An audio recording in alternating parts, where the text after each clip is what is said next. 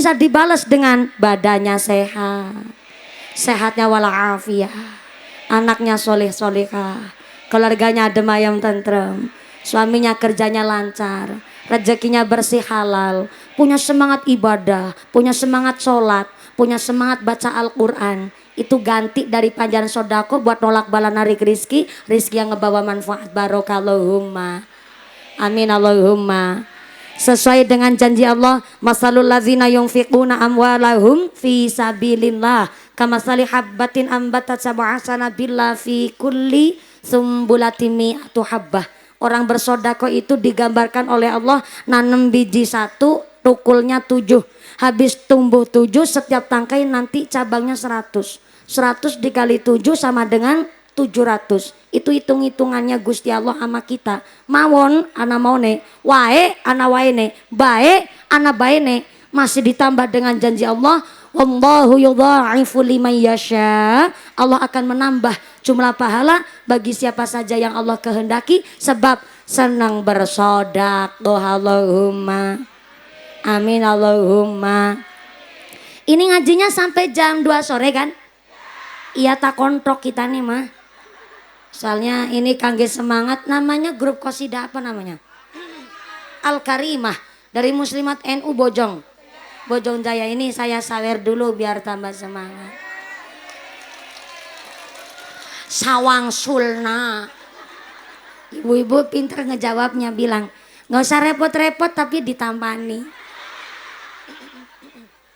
Saya seneng nyawer santri. Ini santri juga ya?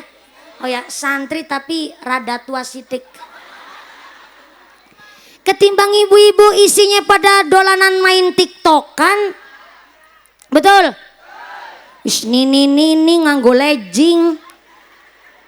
Dolanan TikTok nang ngarep HP kerenggut. Kalau usaha mah silahkan saja, tapi jangan sampai kita ini perempuan salah paham. Apa maning sampai menggunakan teknologi dengan tidak bijak, main HP sampai kebablasan, apa-apa dibikin status. Ya HP-HP-nya sampean sih. Inilah kenapa laki-laki tuh nggak seekspresif kita perempuan. Wong wadon mana apa baik dibikin status.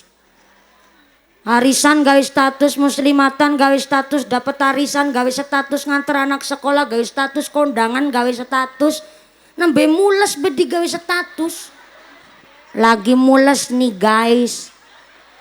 Kadang-kadang saya Herman. Oh ya heran Pak. Mangga kotak infaknya tetap muter, ngajinya dilanjut sepisan malih. Ini bukan untuk mengganti dana pengajian, tapi mutlak kangge ngebangun renovasi total Masjid Al-Muttaqin. Insya Allah diberikan rahmat ridha oleh Allah untuk dibangun dengan segera, dan seketika kalau sudah jadi jamaahnya tetap makmur Allahumma. Yang punya duit ngebangun pakai duitnya, nggak punya duit pakai tenaganya. Tenaga nggak duit, sampai duit nggak punya, urun doa nggak mampu, maka silakan urun pikiran nusae. Karena ternyata dulu Nabi Ibrahim alaihissalam pernah gemes banget anak yang namanya Raja Namrud. Raja Namrud sudah dielingakan berulang kali, diingatkan supaya taubat, jangan menyembah patung berhala, tapi tetap nyatanya masih nyembah patung wae. Yang akhirnya Nabi Ibrahim alaihissalam muncul ide uniknya, membawa kampak ke kerajaannya Raja Namrud. Gawa kampak, kampak. Ternyata kampak ini dipergunakan oleh Nabi Ibrahim alaihissalam untuk menghancurkan patung-patung sesembahnya Raja Namrud.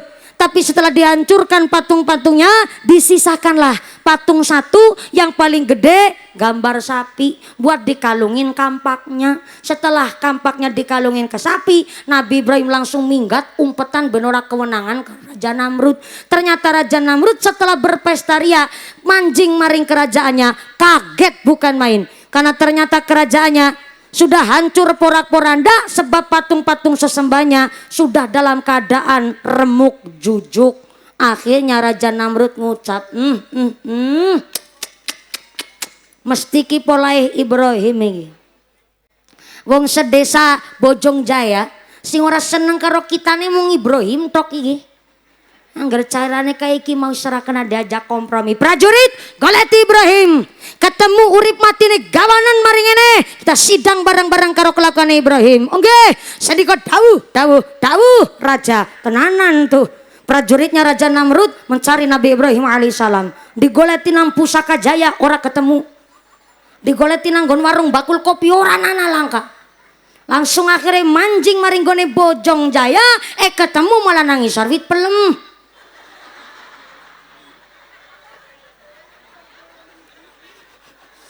Nah, Nabi Ibrahim umpetan nangis sarwit pelem, langsung dicengkeweng karo prajuritnya Raja Namrud, dibawa dan disidang di kerajaannya Raja Namrud. Dengan berkata Raja Namrud, Ibrahim, tingali tah. Patung-patung sesembahnya kita wis ancur berantakan, mesti ki pelakune dirimu. Loh raja, sampai ini disebut dan punya titel raja, kudunya bijaksana. Fitnah namanya kalau nuduh tanpa bukti. Bukan saya. Kata siapa bukan sampean? Sampean ki wong sing paling sengit nang Bojong Jaya maring kita nih mah. Aku anu sampean tok. Sangger kaya carane sampean ngaku saiki. Ya Raja Namrud, ngapurane punten-punten maaf. Bukan kita nih sing menghancurkan patung-patung sesembahane sampean. Kae tingali patung sing gede dewek gambar sapi kan malah kalungan kampak. Jangan-jangan kayak patung sing gede dewek mau nembe ngamuk. Sing cilik-cilik pada ditendangi den. Mana takok nah karo si patungnya jajal. Jawab apa ora? Ngarang maning. Kita nekon takon karo patung, ya bara bisa ngejawab wong patung kon ngomong. Nabi Ibrahim jawab, lah itu ngerti. Lagi patung ngomong bera kuasa, lo kok malah dijaluki rejeki. Kita nih wis pernah mengingatkan, ayo tobat bareng karo kita nih mah. Kita nih juga lagi belajar. Ayo kita nyembah karo Allah Azza wa Jalla supaya kita diberikan berkah dunia akhirat. Ternyata Raja Namrud malah semakin marah. Akhirnya prajuritnya disuruh membakar hidup-hidup Nabi Ibrahim alaihissalam. Setelah prajuritnya membuat api unggun, dan api unggunnya ternyata begitu besar apinya, saking gedenya itu api sampai mulad. What is a mulad? Mulad cara sini apa? Bentar, kalau bahasa Indonesianya itu berkobar-kobar ibu. Sampai belabar saking gede nih. Cara kayaknya apa tuh berkobar-kobar? Gimana? Mulat kurang gede. Kalau mulat kurang gede. Harusnya pakai kol-kolaku bro. Mulad. Itu saking gedenya. Kalau mulat mah kurang gede. Mulad. Saking gedenya itu api, prajuritnya Raja Namrud ngedeketin api cuman jarak 5 meter aja nggak kuat. Saking panasnya Bapak Ibu. Akhirnya gara-gara terlalu panas, prajuritnya Raja Namrud membuat ketapel. Ketapel cara sini nyebut apa? What?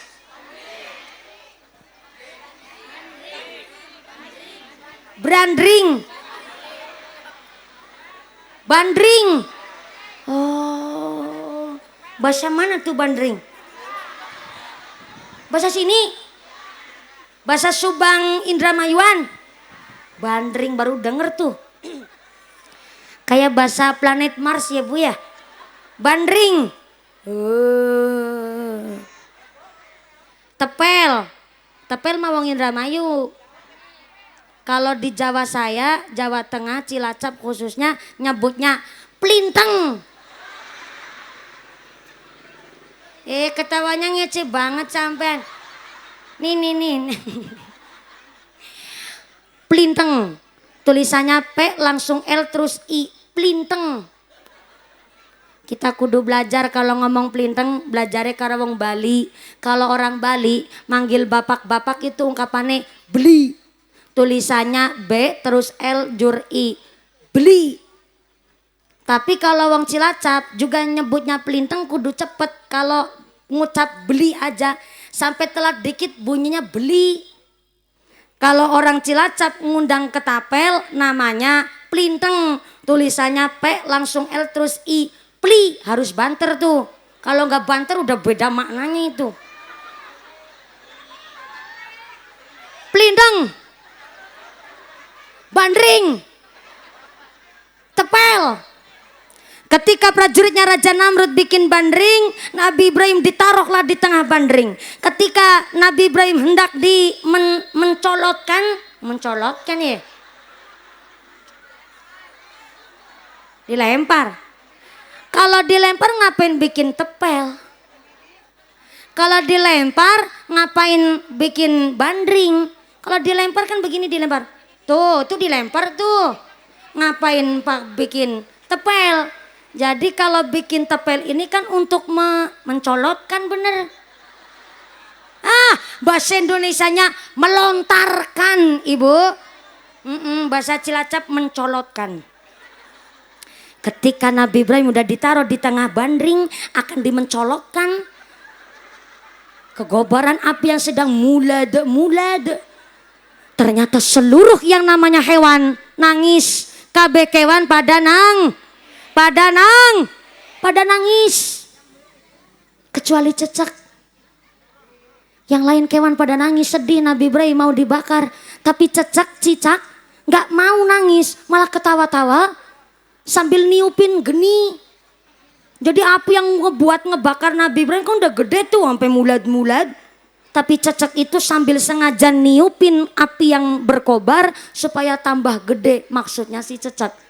Dengan demikian kita tahu cecek di pihaknya siapa tuh. Cecek di membela siapa. Wong lain kewan pada nangis. Sedih melihat Nabi Ibrahim mau dibakar. Malah cecek ketawa-tawa sambil niupin api. Gak mungkin tambah gede apinya. Wong ceceknya cuma sejempolnya Pak Asda. Gak keluar udaranya. Apalagi apinya juga gede. Tapi walaupun gak ada udara yang keluar dari si mulut cecek. Tapi dengan dia tertawa sambil niupin api, kita tahu cecek di pihak mana dan cecek ngebela siapa. Tapi di antara kewan-kewan yang pada nangis bersedih ketika Nabi Ibrahim hendak dicemplungkan ke dalam kobaran api, ada kewan namanya manuk piit. Manuk pi. Cara Cilacap manuk emprit. Sini nyebutnya piit. Brondol. Manuk brondol. Oh, bondol. Bukan brondol. Oh, bondol. Tapi kalau di tempat saya emprit. Kenapa emprit? Gara-garanya ini sejarah ini. Nabi Ibrahim alaihissalam akan dibakar, emprit ini nangis. Dia nangis, akhirnya dia berlari, bukan berlari, terbang. Punya sayap buat apa? Kalau malah berlari. Ternyata manuk emprit dia terbang ke danau. Dia minum air tapi nggak dimasukkan ke dalam lambung, tapi disimpan di paruhnya, di telihnya. Setelah airnya disimpan di paruh, ternyata manuk emprit terbang lagi ke kobaran api. Dan api ini yang buat ngebakar Nabi Ibrahim disiramkanlah oleh si emprit dengan air yang ada di telihnya. Cerit. Nah, ketawa kan sampean? Ini asal mula disebut manuk emprit bukan bondol. Kenapa disebut nyiramnya bunyinya cerit? Kan telaknya kecil, Bu. Paruhnya kecil. Masa kon bunyinya sor? Kalau sor itu kan minimal air saember, tah. Betul. Masa biur, kalau biur kan minimal air sesiwur. Ya tah? Berarti karena manuk emprit cuma nyiramnya dikit mak cerit gitu. Masa cerut, kalau cerut nanti jadi manuk emprut. Kalau cerut nanti jadi manuk empret. Maka karena sekedik dia bawa air cuman sakcerit akhirnya disebut manuk emprit. Tah, asal mula di daerah saya bondol disebut manuk emprit. Gara-gara mau nolong Nabi Ibrahim alaihissalam, ambil air dari danau disiramkan ke api, cerit. Ambil air lagi dari danau siramkan lagi ke apinya, cerit. Ambil air lagi dari danau siramkan lagi. Isbaik cerat-cerit mulu tuh. Jenengan aja ketawa. Cecok lebih-lebih ketawanya ngece banget malah. Kalau jenengan ketawanya ketawa takjub. Ada hewan Allah menciptakan itu cerdasnya luar biasa. Lah kok mau nolong Nabi Ibrahim. Tapi ketawanya si cicak itu ngece nemen karo si emprit. Emprit, dol bondol. Ngaca. Mikir dol bondol. Badanmu seberapa? Airnya cuma ceracit sampai dina kiamat bae orang mungkin sidem sirep, orang mungkin mati tuh api. Ismene, jagong bae linggih nang sebelah kita nih mah. Kita nonton bareng-bareng Ibrahim akan geseng rumpeng jadi areng. Begitu kata si Cecek. Apa jawabannya si Bondol? Cek. Orang usah ngecek kita nih mah. Nek sampean perintah supaya saya ngaca, kowe juga ngaca. Sampean ngaca, sampean mikir. Sampean niupin geni, niupin api-api dina kiamat gak mungkin apinya tambah gede. Seperti halnya saya nyiramin api ini untuk membakar Nabi Ibrahim sampai hari kiamat pun gak mungkin ini api bakal mati. Tapi saat enceritan air saya, Allah tahu saya di pihak yang mana, saya ngebela siapa, dan saya ngedukung siapa. Jadi air yang saya siramkan adalah kanggo saksi kita nih bela nih hal-hal sing bener. Begitu kata si Emprit. Kagak ada yang tepuk tangan dulu dong. Makasih. Udah kayak bocah TK bayi nyaluk dikeprokin ya Bu ya.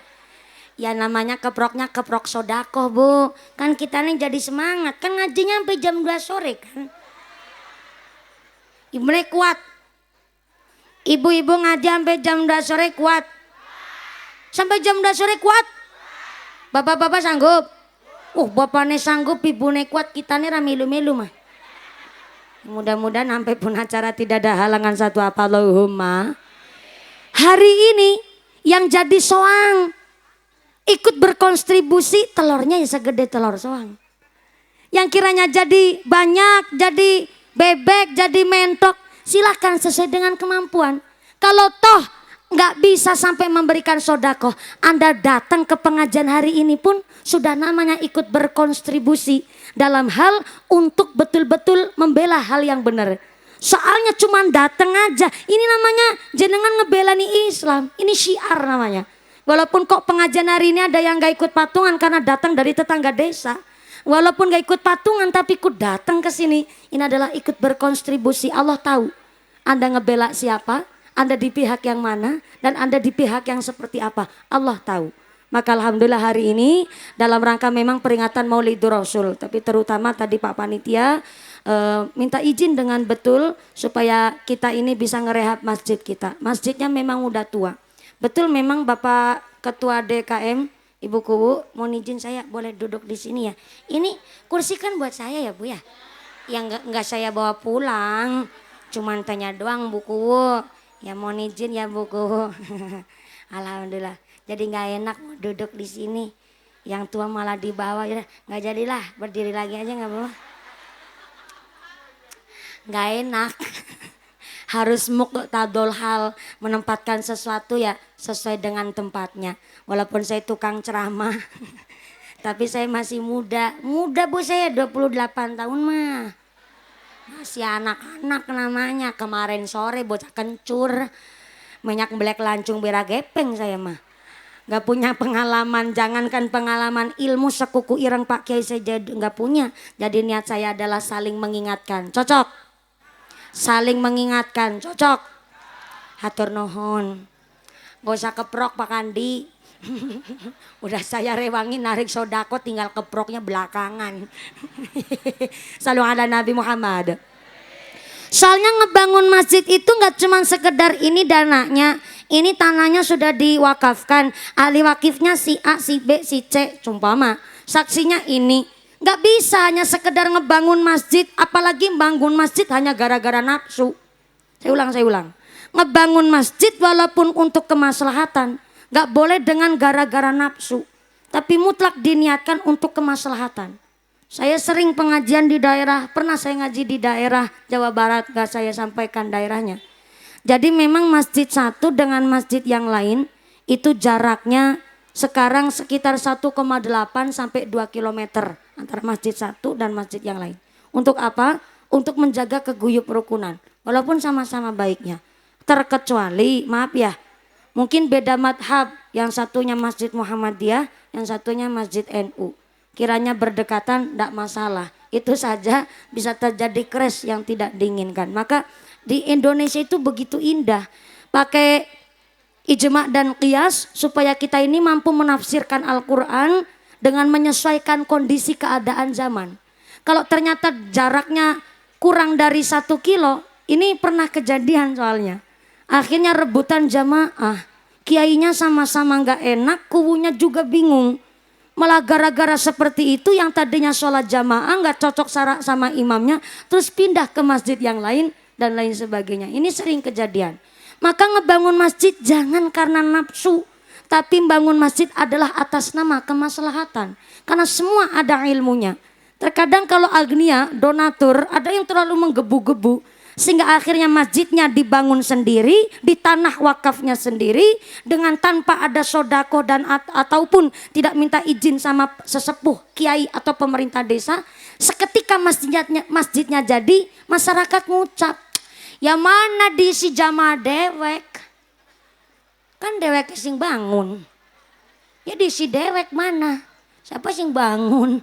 Begitu akhirnya masyarakat. Saya sering banget mengisi pengajian di masjid yang sedikit ada crash di masyarakat. Jadi saya saling mengingatkan, punya duit iya mangga, punya harta mau digelontorkan untuk dunia akhirat silakan. Tapi jangan sampai menimbulkan kemadorotan hanya gara-gara kita ngebangunnya dengan nafsu. Karena ngebangun masjid pun ada ilmunya. Di dalam Azkarun Nawawi dijelaskan kalau manjing ke dalam masjid maka harus punya adab yang baik. Di antaranya, barang siapa manjing ke dalam masjid kok sampai ngobrol-ngobrol babagan duniawi, selama 40 ibadahnya tidak diterima oleh Gusti Allah.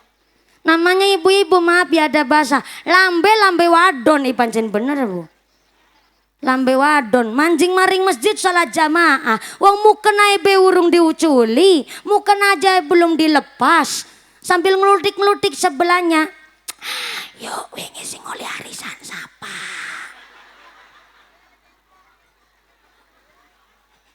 Yang ketawa berarti pernah ngalamin.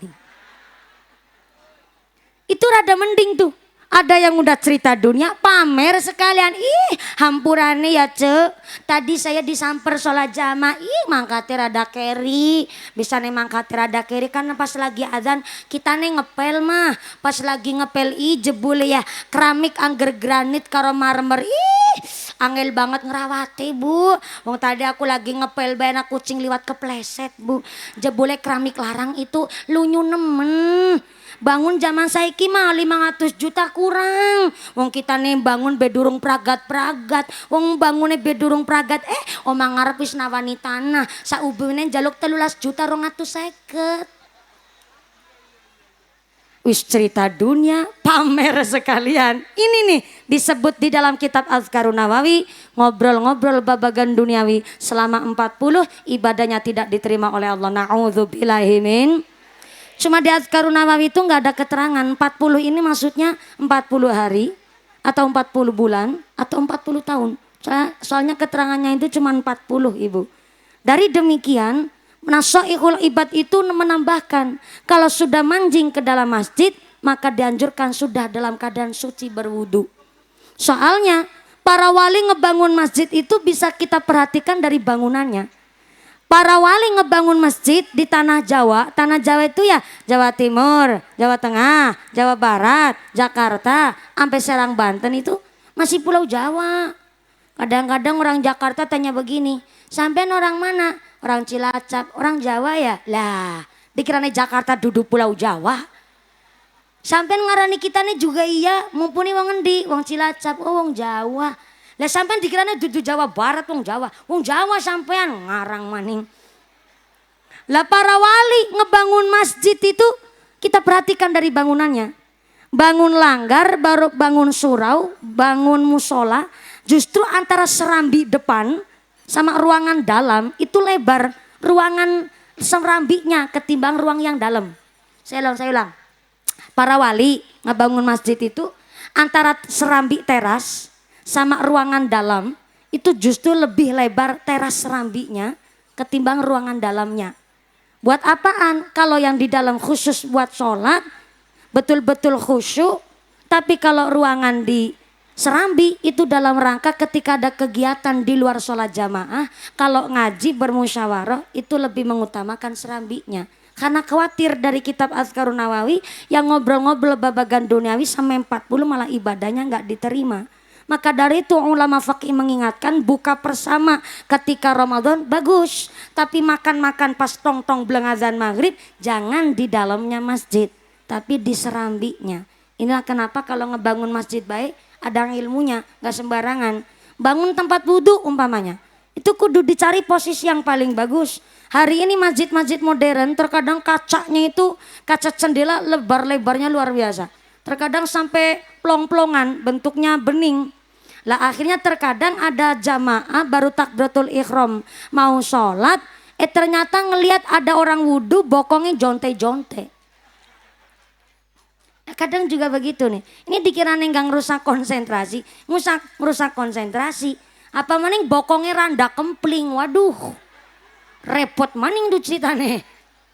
Jadi sampai ngebangun tempat wudhu aja pakai hitungan, pakai adab, pakai syariat dan pakai aturan. Maka Nasaihul Ibad mengingatkan lagi, manjing ke dalam masjid sudah dalam keadaan suci berwudu. Berarti niatnya udah tertata. Lah mumpuni kalau masuk masjidnya itu cuma ngaji muslimatan, nggak ada niat memang sholat jamaah, wong anu pengajian jadi masuk ke dalam masjid, gimana tuh? Ya nggak masalah, walaupun keadaannya nggak berwudu. Tapi kalau lupa nggak berwudu, cuman mau manjing dalam rangka sholat ngaji jamaah muslimat, maka wudunya sholat tahiyatul masjidnya bisa diganti dengan membaca baqiyatus sholihah 4 kali. Saya ulang. Udah dalam keadaan suci berwudu masuk ke dalam masjid dalam rangka melaksanakan sholat tahiyatul masjid. Tapi masuknya ternyata dalam rangka untuk ngaji muslimatan, nggak wudu nggak masalah. Tapi sholat tahiyatul masjidnya diganti membaca baqiyatus sholihah 4 kali. Apa itu baqiyatus sholihah? Subhanallah walhamdulillah wala ilaha illallah wallahu akbar wala haula wala quwata illa billahil aliyil azim. Iku arane baqiyatus sholihah, tandurane swarga. Jadi kalau jenengan masuk masjid lupa belum berwudu ataupun tidak menjalankan sholat tahiyatul masjid, bisa diganti maca baqiyatus sholihah berapa kali? 4 kali, baru 1 kurang 3 mangga. Subhanallah walhamdulillah. Minum lagi mineral. Wallahu akbar wala haula wala quwata illa billahil aliyil azim. 2 kali lagi. Subhanallah.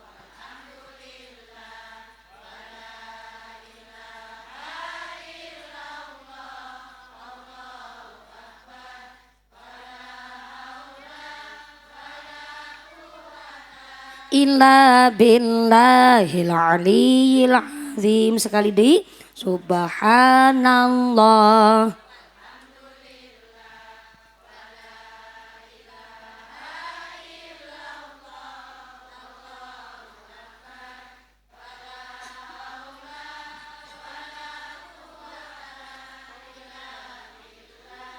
Aliyil azim. Sallu ala Nabi Muhammad. Alhamdulillah makin siang makin nikmat ya Bu ya. Ini punten pisan jam berapa ini kok nikmat banget? Jam 10. Jam 10 waktu Indonesia Bojong Jaya. Oh, jadi di Bojong Jaya jamnya mundur. Oh, berarti Bojong Jaya pinter. Ya pinter ngapusi bocah cilik. Demi saya kecil dihapusi kalau sampean mah. Punten pisan ini. Saya udah 3 hari belum pulang ke rumah.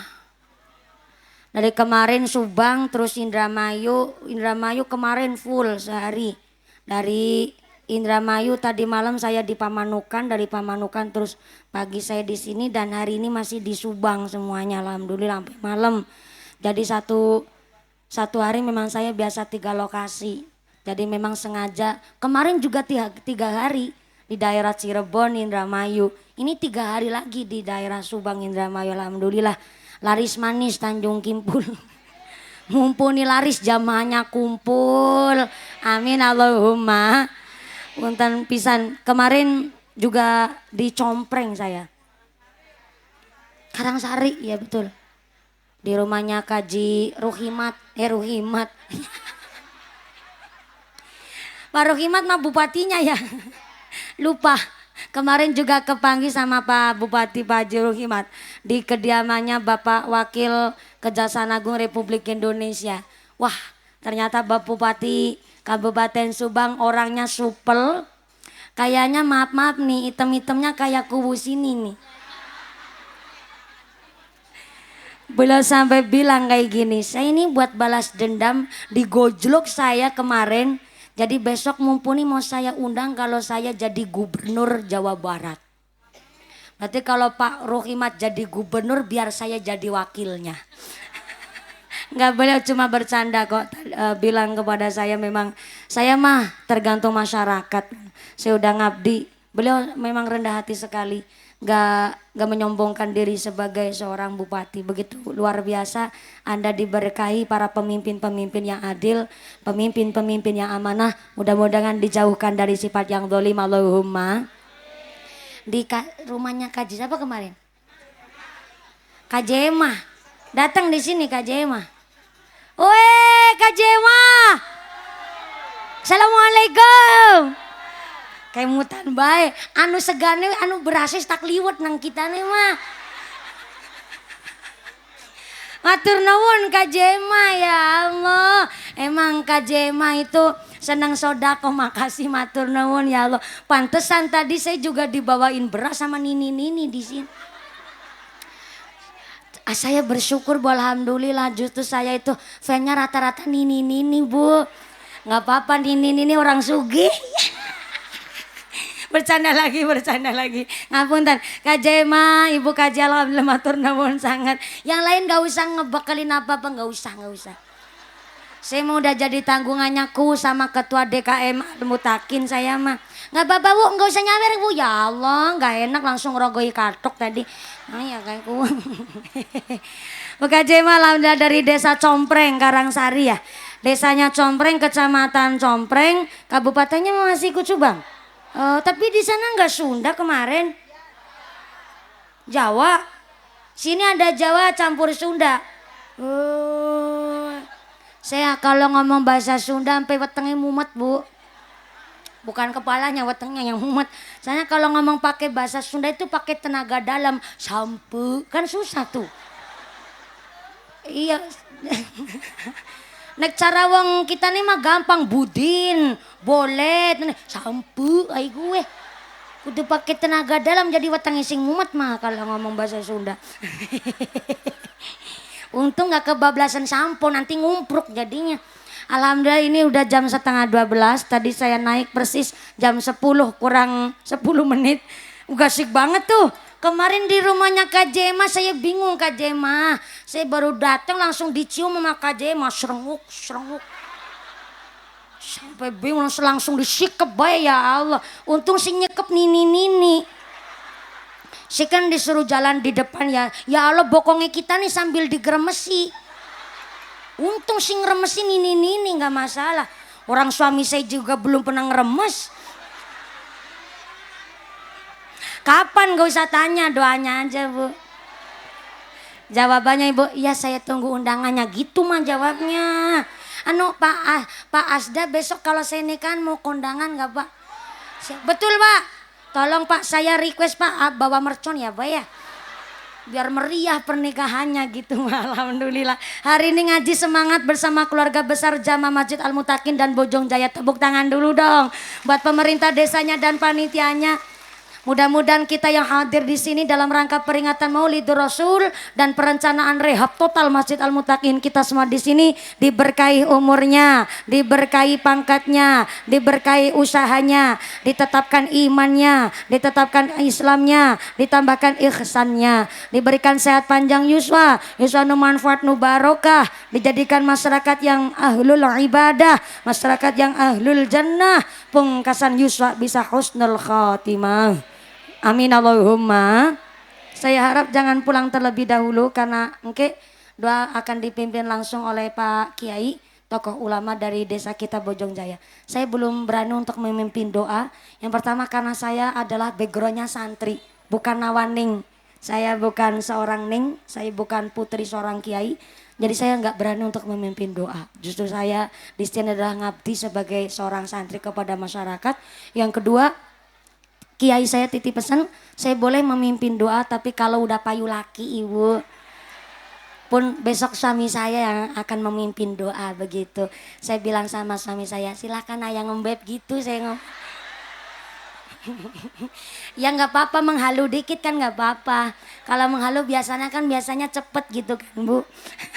Jadi besok suami saya yang akan memimpin doa dan kalau suami saya kok nggak bisa, pasti tentunya tokoh ulama dan guru-guru kita yang akan memimpin doa untuk tabarukan ngala barokah. Semoga sama kita akan dipimpin langsung oleh Bapak Kiai tokoh ulama dari Bojong Jaya. Yang pertama kami mengucapkan banyak terima kasih Bapak Asda, Bapak Rahmat Effendi yang telah hadir bersama Ibu. Terima kasih Bapak Camat, terima kasih telah mendukung kami. Forkompincam Kecamatan Pusaka Jaya juga terima kasih. Bapak Kapolsek, Bapak Daramil atau yang mewakili, terima kasih hadirnya. Pak Kuwu, terima kasih telah mengizinkan halamannya buat pengajian hari ini dan telah mendukung mensupport kami beserta Ibu tim Ketua Penggerak BKK. Mudah-mudahan kula panjang sedo yang hadir di sini pulang pengajian dengan tidak ada halangan satu apa bisa bertemu lagi di lain majelis. Amin Allahumma. Pengumuman dari akhirat. Barang siapa berangkat ngaji belum dipimpin doa gugupan ka bumi, maka suaminya nikah lagi.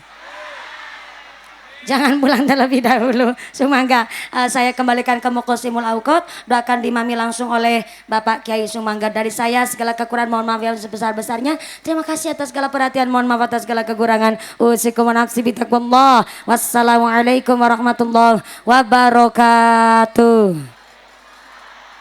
Doakan dimami oleh Bapak Kiai. Saya kembalikan kepada pembawa acara. Shallu ala Nabi Muhammad. Allahumma sholli ala Muhammad. Taqabbalallahu minkum.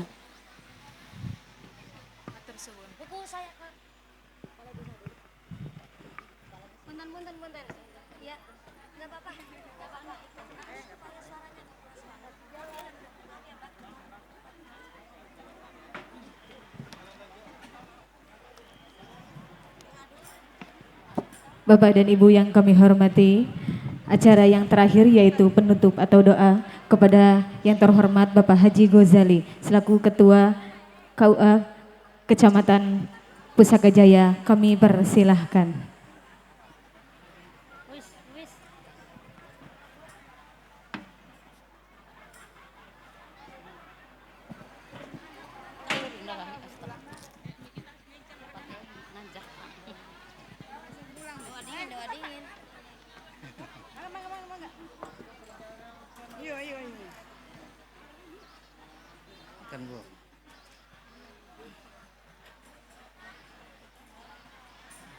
Ambutan Bu.